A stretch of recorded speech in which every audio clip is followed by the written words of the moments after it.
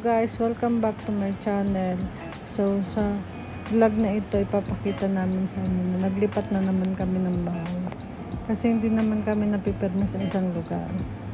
So ito isang villa ito sa Rasidia. At lumipat kami dito dahil nalipat ng trabaho yung partner ko.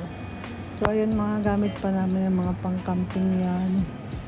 Mga ibang gamit yan, tsaka ito pa mga pang-camping din yan. Dati nasa likod din ng sasakyan ko, pero dahil medyo mas space naman yung nalipatan namin, ipapasok ko na siya dyan sa loob ng bahay. So ito na yung partition namin. Dito pa kami nagluluto kasi bago lang siya, hindi pa naayos yung kitchen.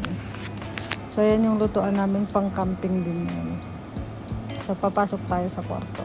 Ito yan, yung wallpaper lang pala yan, ako naggawa yan. Tapos yan, ito pagpasok mo, medyo spacious siya compared sa mga partition sa Deira. Pagpasok mo, makikita mo yung magulong kung ano man to, kitchen or whatever. Ito yung si Peña Francia, yung mga frame ko na print ko lang. Tapos ito na, dito na namin nilalagay yung mga pagkain namin. Tapos iyan, nagluto kasi kami ng sinigang diyan na sa pressure cooker. So kaya nandyan yan. Tapos yung electric fan, dahil pinapalamig ko yung babaunin ko. So ito na yung mini pantry namin. Nandyan na lahat ng mga pagkain namin, tsaka yung mga utensils, mga plato, baso, mga condiments, lahat na ng kailangan mo sa kitchen nandyan. Yan na yung mga sa kape, para sa tinapay, mga gatas. Tapos ito naman si Peña Francia. Yan yung parang altar namin. So dito naman sa kabilang corner, dito yung mga sabitan ng mga kung ano-ano, tsaka yung mga panglinis din. Nandyan na katabi niyan is yung fridge at tsaka yung microwave namin. Sobrang liit niya lang talaga, pero mas malaki to compared sa iba. Ito yung air fryer namin, tsaka may isa kaming kawali dyan.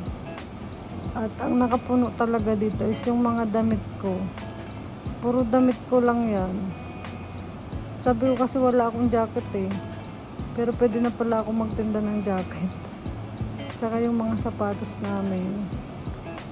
Ang dami na din naming tinapon, pero ang dami pa rin.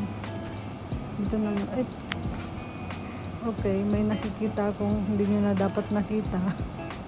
Hindi nyo sana nakita. Yan yung salamin namin.